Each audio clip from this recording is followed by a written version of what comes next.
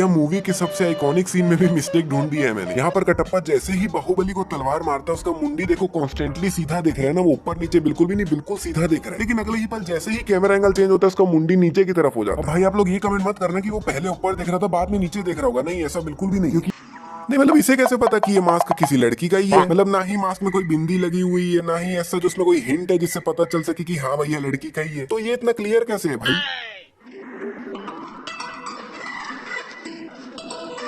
नहीं मतलब इसने मास्क के ऊपर लंबे लंबे बाल बना दिए, मोतियों की माला पहना दी तो वो लड़की बन गई। तो राजमाता इस गुफा से निकल के काफी ज्यादा आगे आ जाती है, लेकिन फिर भी उनको दोनों सिपाहियों की चलने की आवाज आ जाती है। मतलब वाह। नहीं एक तो वो पहले ही गुफा से कितना ज्यादा आगे आ रखी है, ऊपर से उनके पीछे कितना बड़ा झरना बह रहा है भाई। मतलब जहाँ पे वो खड़ी है ना, मेरे हिसाब से झरने के अलावा कोई आवाज आना तो पॉसिबल ही नहीं है, और किसी के चलने की आवाज आना तो बिल्कुल ही पॉसिबल नहीं है। यहाँ पे राजमाता और पानी के अंदर क्यों जाते जा रही है वो समझ नहीं आ रहा है मेरे को। अरे भाई साइड आ जाओ, मतलब ऐसी हरकतें करोगे तो पैर तो फिसले कहीं ना।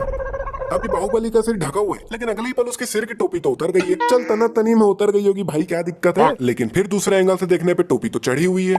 तो भैया रात से सुबह हो गई है, लेकिन राजमाता पानी के अंदर ही है। फिर जैसे ये बाहुबली को इसके हाथ से ले रहा होता है, वो इसको एकदम करेक्ट दिशा में इशारा करके बताती है कि देखो भैया वहां से आए हम। मतलब राजमाता पहले ही कितनी देर से पानी के अंदर है, प्लस चोटें कितनी ज्यादा लग रखी है भाई, बेहोशी की हालत में होगी वो। लेकिन बावजूद इसके दिशा एकदम करेक्ट बताती ना कि भैया वहां से आए हम लोग, थोड़ा भी इधर उधर नहीं होता उंगली। मतलब एक तो वो पहले ही पानी के अंदर है, उनको तो दिख भी नहीं रहा होगा कि उंगली किस तरफ गई है मेरी। अभी इसकी माँ इसके जस्ट बगल में ही बैठ जाती है, लेकिन अगले ही पल बगल से माँ गायब हो गई। अगले ही पल दूसरे एंगल्स देखने पे प्रकट हो गई। नहीं एक मिनट, इसके पास ये चक्कू कहाँ से आया? अभी इसने बांड को लात मारा है, और बांड का कौन सा हिस्सा उसके हाथ में आने वाला है खुद ही अंदाजा लगा लो भाई, क्योंकि समझा नहीं पाऊंगा मैं। लेकिन वही ऊपर के एंगल से देखने पे ये वाला हिस्सा उसके हाथ में आना चाहिए था, जबकि ये वाला हिस्सा आ रहा है। यहाँ पर शिवा इतनी ऊपर तक चढ़ के आ गया, लेकिन वो बिल्कुल भी भीगा हुआ नहीं है। ये भागते हुए आ रहा है एकदम तेजी से, और बिना देखे नीचे जंप कर दिया। मतलब वाह, मतलब ये तो यहाँ पहली बार ही आया ना, इसको थोड़ी पता है वहां नीचे पेड़ है भी कि नहीं है। ये पूरा पर्वत नंगे पैर चढ़ा था, तो फिर ये अचानक से जूता कहाँ से आ गया?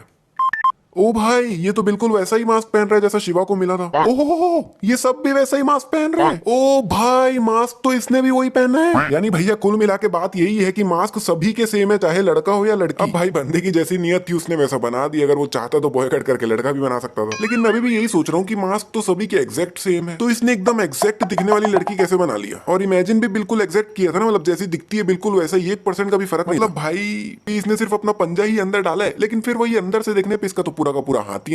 अभी भल्ला ने इसे सिर से पकड़ा हुआ है, लेकिन वही दूसरे एंगल से देखने पे इसने तो उसका सिंग पकड़ा हुआ है भाई। फिर ऊपर से देखने पे भैया उसका पूरा हाथ तो बाहर है।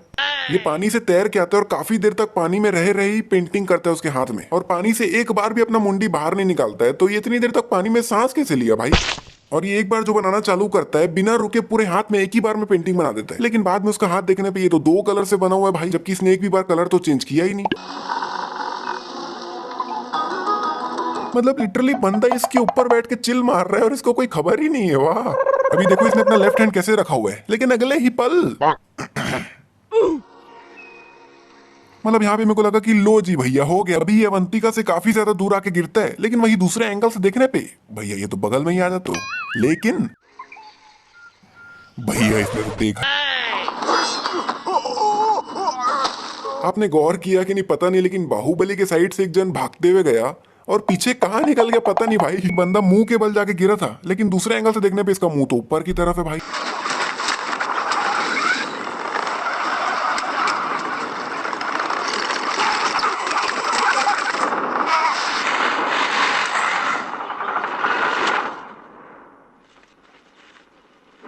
अब इस मूर्ति के पैर में काफी बड़ा लाल कलर का कपड़ा है, कुछ समय बाद तक भी ये कपड़ा होता है, लेकिन भैया अगले ही पल गायब हो गया। इतने सारे लोग कोशिश कर रहे हैं, लेकिन फिर भी वो लोग मूर्ति को नहीं संभाल पा रहे हैं। और यहाँ पे अकेले बाहुबली ने, मतलब अकेले इस इंसान ने एकदम से इस रस्सी को पकड़ा, और मूर्ति भी भैया ऐसे रुक गई जैसे पता नहीं भगवान ने ही पकड़ लिया हो। नहीं मतलब कोई अल्फाज नहीं है मेरे, सच्ची में यार कुछ ज्यादा ही हो गया। इसको बोलते हैं एक्टिंग। मतलब पीछे रस्सी देखो कितनी लटक रही है, लेकिन सामने बंदे को देख के ऐसा ही लग रहा है कि वो अपनी पूरी ताकत लगा के खींच रहा है। और इसने भी रस्सी को कैसे खींचा है मेरे को समझ नहीं आ रहा है। मतलब अगर ये पूरी ताकत लगा के रस्सी को खींचता तो रस्सी भैया ऐसे हवा में लहराती, थोड़ी रस्सी टाइट हो जाती ना एकदम। लेकिन भैया ये तो मस्त हवा में लहरा रही है। बाहुबली ने तो सिर्फ एक तरफ से रस्सी खींची है, तो फिर बाकी सब रस्सियां टाइट कैसे हो गई? मतलब भाई ये सब रस्सियां आपस में जुड़ी हुई थोड़ी है, किसी का एंड कहीं पे गया हुआ है, किसी का एंड कहीं पे गया हुआ है। और अभी यहाँ से देखने पे ये सभी रस्सियां एकदम टाइट ही है भाई, लेकिन ऊपर के एंगल से देखने पे अपने आप ही ढीली हो जाती है। इसके दोनों हाथों में ना शील्ड ना भाला कुछ भी नहीं है, लेकिन जब ये अंदर जाते हैं तब इसके पास कहाँ से आ जाते पता नहीं। तो यहाँ से कोई भाग ना सके, इसीलिए लोग ऐसे बहुत सारे गोले नीचे गिरा देते हैं और फिर उनपे आग लगा देते हैं। तो इससे अच्छा तो भाई एक मजबूत गेट ही बना लेते भाई, फायदे में रहते। मतलब कसम से इतनी भयानक आग से निकलने के बाद चक्कों के अलावा कहीं आग ही नहीं लगी। मतलब वाह यार, साफ तो दिख रहा है यार चेहरा। कटप्पा को समझ नहीं आ रहा कि ये बाहुबली है। और भाई बीच में इसके चेहरे में इतना कीचड़ भी नहीं था, लेकिन बाद में कुछ ज्यादा ही आ जाता है। यहाँ पर ये लकड़ी बाहुबली की मुंडी पे गया है, लेकिन वही दूसरे एंगल से देखने पे ये तो इसे पेट पे लग रहा है भाई। अभी इसने ऑलमोस्ट कटप्पा की तरह बाहुबली को पीछे से मारा है ना, लेकिन भैया बाहुबली का तो घंटा नहीं फर्क पड़ा।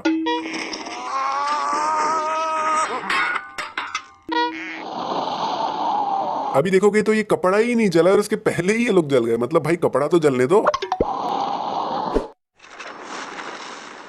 अरे भाइयों कपड़ा नीचे तो पहुंचने दो, फिर मारना तीर।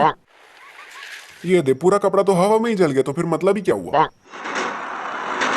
अच्छा बेटा, तो ये परंपरा पार्ट 1 से ही चले आ रही है। वाह। अभी बाहुबली के यहाँ पे कोई भी तलवार नहीं लटक रही है, लेकिन अगले ही पल दूसरे एंगल से देखने पे प्रकट हो गई, फिर अगले ही पल गायब हो गए।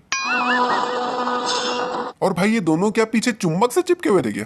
ओहो, राजमाता के रिएक्शन तो देखो, जैसे सब कुछ क्रिस्टल क्लियर दिख रहा है उनको। मतलब जहाँ पे राजमाता खड़ी है ना, उनको सब कुछ ऐसा दिख रहा होगा बिल्कुल कीड़े मकोड़ों की तरह, लेकिन रिएक्शन ऐसे देती जैसे सब दिख रहा है उनको। भाई पीछे वाले गोले जिस हाइट में है ना, मतलब टांगों में लगना तो दूर की बात है, मेरे को लग रहा है सिर के ऊपर से ही निकल जाएंगे भाई। ग्राउंड यहाँ से लेके वहां तक पूरा खाली है, लेकिन एकदम से ये बीच में कहां से आ जाता है पता नहीं। इस छोटे से गोले में क्या इतनी ताकत है जो बंदों को खिलौने की तरह उड़ा रही है?